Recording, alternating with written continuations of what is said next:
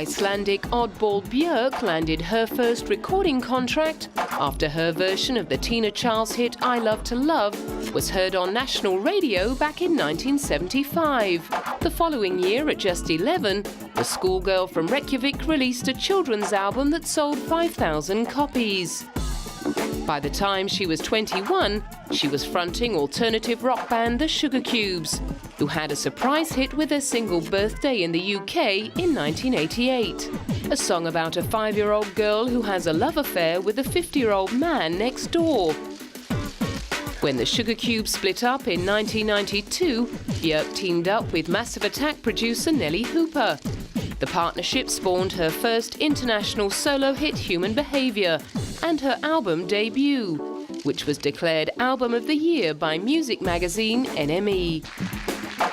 Her pixie looks and unique wailing singing style, combined with techno beats, immediately set her apart from every other act on the 90s scene, and she followed up with more singles like Venus as a Boy and Big Time Sensuality, which proved to be a popular remix favourite with DJs and producers. Her second album, Post, explored dance and techno further, but by 1997, she was incorporating sweeping strings into her eclectic sound suite in Homogenic. Alongside the groundbreaking music, she's also made a few waves with her acting efforts, winning a Best Actress award at Cannes for her performance in the 2001 Lars von Trier musical Dancer in the Dark, for which she also composed the score. Her performance of one of the soundtrack songs at that year's Oscars hit the front pages, thanks to the famous swan dress she wore on stage, which was recently auctioned off on eBay for charity. In 2005, she bravely collaborated with her partner and father of her second son, visual artist Matthew Barney, on a film project called Drawing Restraint 9, set aboard a Japanese whaling ship. You could say we planted seeds for 5 years without having anything in mind, thinking we would never work together. And then when we started doing this, it was harvest time, with kind of all these things popping out. So it wasn't really planned. It just kind of naturally became the thing that was natural to do.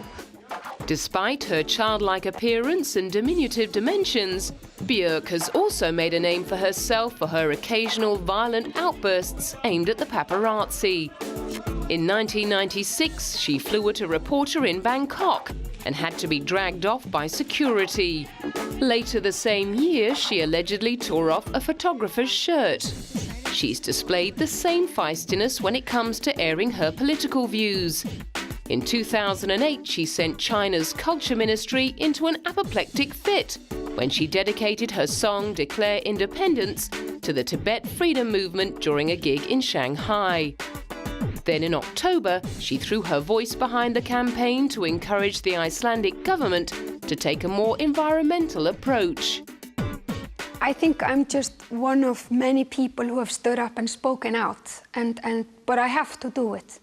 I will not be able to live with my own conscience when my grandchildren drive around Iceland and it's just full of, you know, like factories and smelters, I